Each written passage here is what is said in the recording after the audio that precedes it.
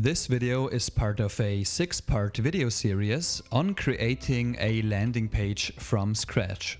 So in case you haven't already, be sure to check out the other parts of the series as well. Thanks a lot for tuning in. I hope you will enjoy the following video. Now we can move on to the last major section. This section was specifically asked for in the briefing, and it's called the values section. And if I zoom out a bit, I can see that I was using a white background color for the last two sections and the beige tone for the slider section. So I think now's the time to use this color here again. So I copy it by clicking on it with Command and then pressing Command C and Command V to paste it.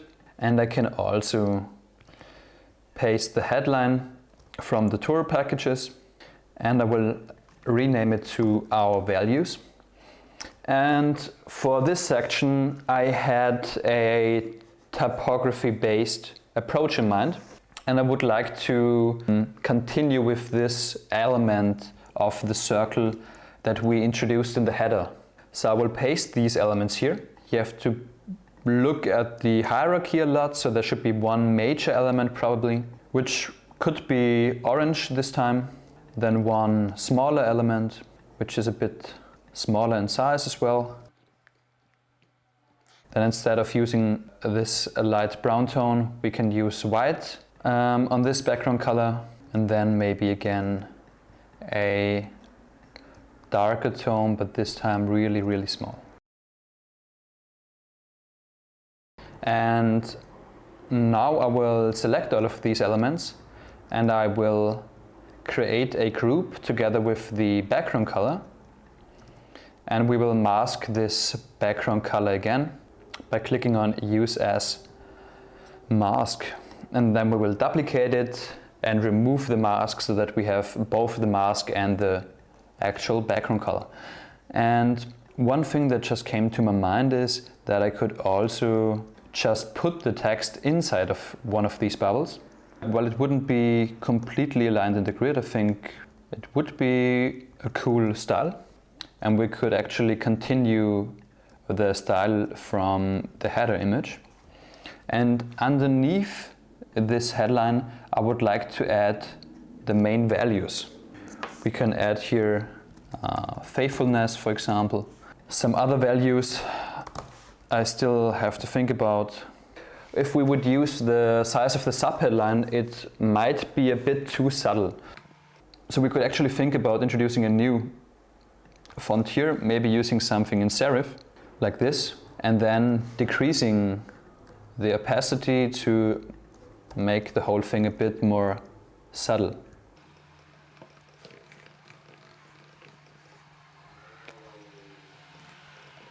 So the left side could be more of the brand style and communicating in big typography the main values of the brand. And on the right side, we can play a bit with pure text. And yeah, I'm just thinking if we should use the same sort of type again here. But I think that would, if we would use the same headline size here, I think it might compete with the Our Values section too much. So instead of using this one, we could maybe even use the subheadline here and align it on the same baseline as the Our Values section. But instead of making it only one line, we could add a bit more text.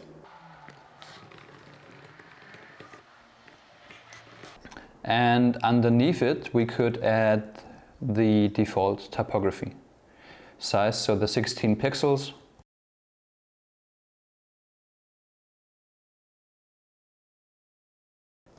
And I'm just experimenting a bit with the type here. This could be a way to go, because I like the simplicity and the minimalistic approach, while still introducing the brand colors and elements that represent the character of the brand in a way.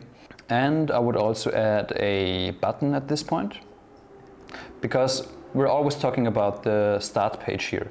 So even though you might think there are a lot of call to actions, at this point we're all about introducing numerous services, pages, things about the brand, and all of the detailed information are accessible on specific landing pages. So it's actually quite natural, I would say, that there are a lot of teaser and preview sections on a start page.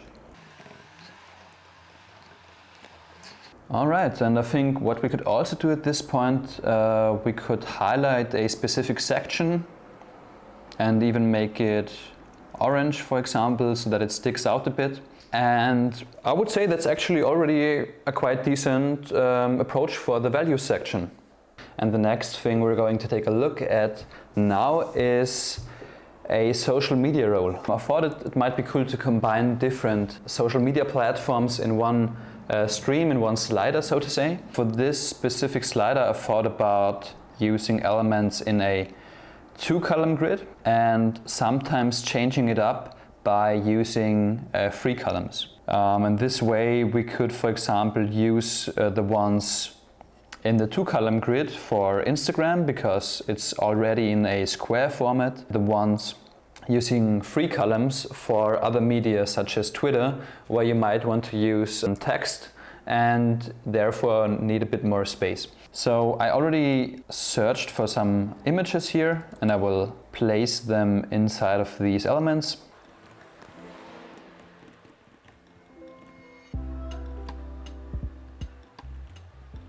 And for these elements, I think we can adjust the background color and we can add some text and a username.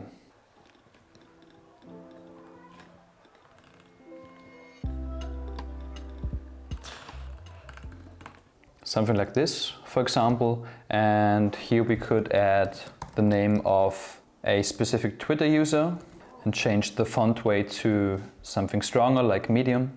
And we could actually do the same thing here as well. We could also add some icons to indicate the specific social media platform. For example, a Twitter icon to the text-based elements. And additional drop shadow to increase the readability of this Twitter icon.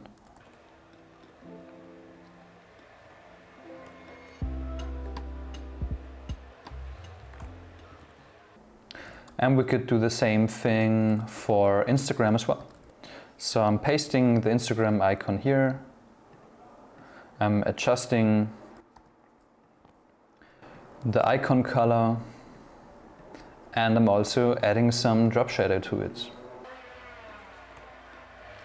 When using a drop shadow, I usually like to reduce the opacity a bit and not use the default opacity to make it a bit more subtle. And I also like to use very big, strong blurs so that the gradient is faded out in a very big area. I'm not really too happy with the Twitter icon. Maybe we have to change its color. But I'm also not sure about using blue or orange because we use that for now mainly as a color for interaction. I'm not too sure about it. Maybe I will have to play around with it a bit more later on. Another thing we can do here is we can duplicate the controls from the slider element above. And we can also duplicate the arrow icon and we can place it here underneath. And what I would also do at this point is I would maybe make them a bit smaller and I will later adjust the size in the first section as well, because I think they're a bit too big, especially for these smaller elements down here.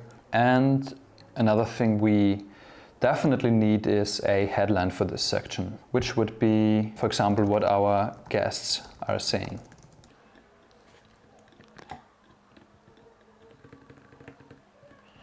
Yeah, great. And I think that's already enough for our social media slider. This video is part of a 6-part video series on creating a landing page from scratch. So in case you haven't already, be sure to check out the other parts of the series as well. Thanks a lot for watching this video.